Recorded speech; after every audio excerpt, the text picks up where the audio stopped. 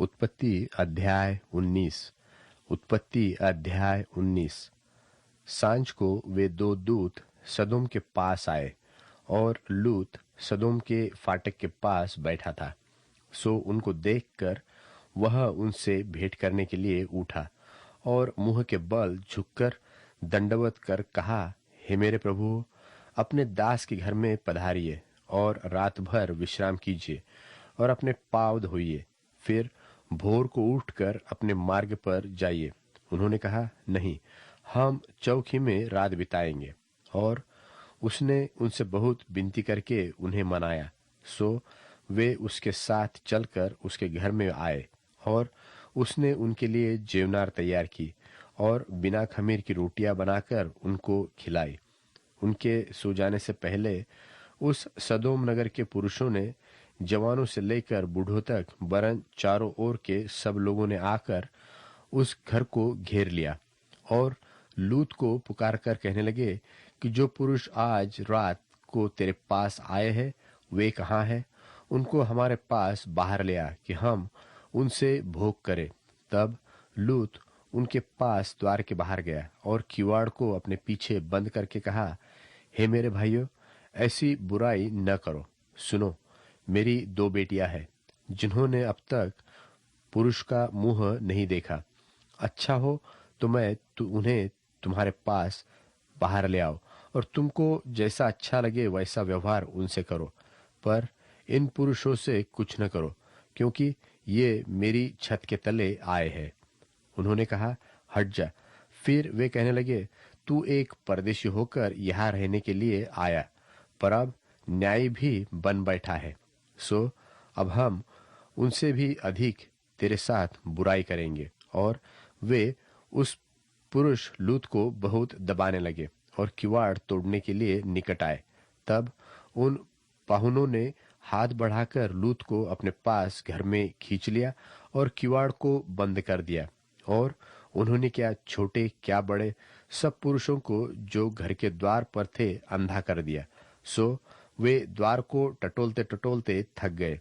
फिर उन पहुनों ने लूत से पूछा, यहाँ तेरे और कौन कौन है?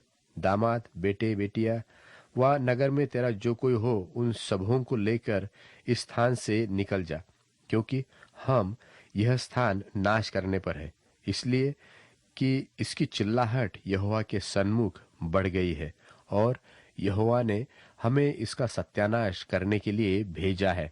तब लूत ने निकलकर अपने दामादों को, जिनके साथ उसकी बेटियों की सगाई हो गई थी, समझा के कहा, उठो, इस स्थान से निकल चलो, क्योंकि यहोवा इस नगर को नाश किया चाहता है।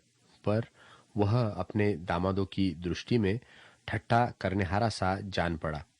जब पह फटने लगी तब दूतों ने लूत से फुर्ती कराई और कहा कि उठ, अपनी पत्नी और दोनों बेटियों को जो यहाँ है ले जा, नहीं तो तू भी इस नगर के अधर्म से भस्म हो जाएगा। पर वह विलंब करता रहा।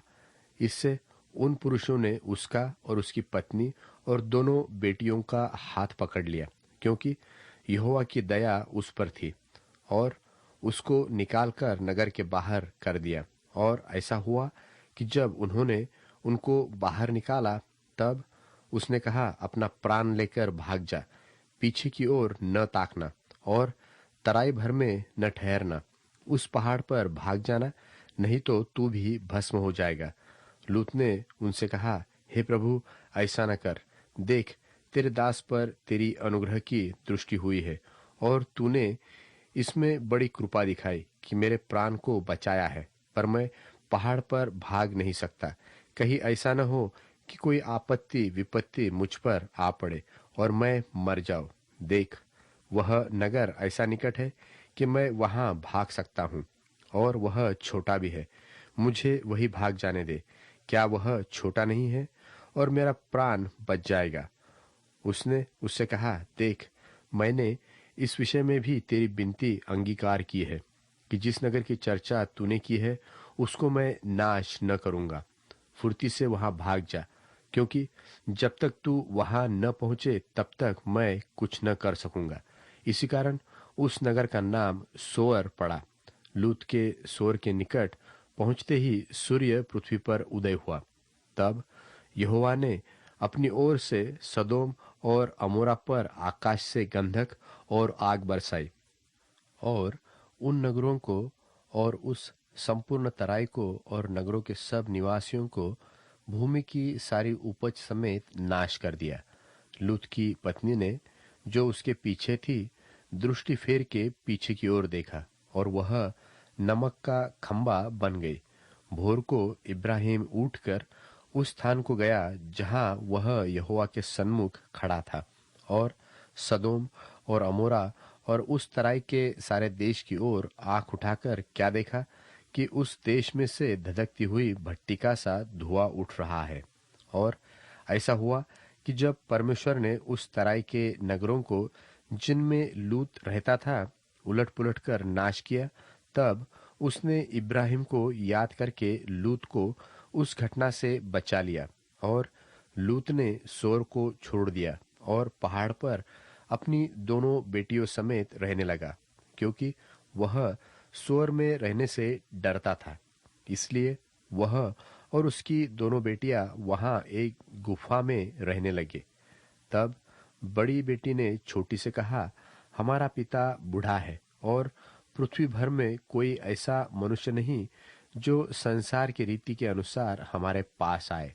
सो आ, हम अपने पिता को दाख मधु पिलाकर उसके साथ सोए, जिससे कि हम अपने पिता के वंश को बचाए रखें। सो उन्होंने उसी दिन रात के समय अपने पिता को दाख मधु पिलाया। तब बड़ी बेटी जाकर अपने पिता के पास लेट गई, पर उसने न जाना कि वह कब लेटी और कब उठ गई। और ऐसा हुआ कि दूसरे दिन बड़ी ने छोटी से कहा, देख, कल रात को मैं अपने पिता के साथ सोई, सो आज भी रात को हम उसको दाख मधु पिलाए। तब तू जाकर उसके साथ सोना कि हम अपने पिता के द्वारा वंश उत्पन्न करें। सो उन्होंने उस दिन भी रात के समय अपने पिता को दाख मधु पिलाया, और छोटी बेटी जाकर उसके पास लेट गई, पर उसको उसके भी सोने और उठने के समय का ज्ञान न था। इस प्रकार से लूत की दोनों बेटियां अपने पिता से गर्भवती हुई, और बड़ी ने एक पुत्र को जन्म दिया। उसका नाम मोवाब था। वह मोवाब नाम जाति का, जो आज तक है, मूल पिता हुआ। और छोटी पुत्र भी एक पुत्र को जन्म दिया और उसका नाम बेनम्मी रखा। वह अम्मोन वंशियों का, जो आज तक है, मूल पिता हुआ।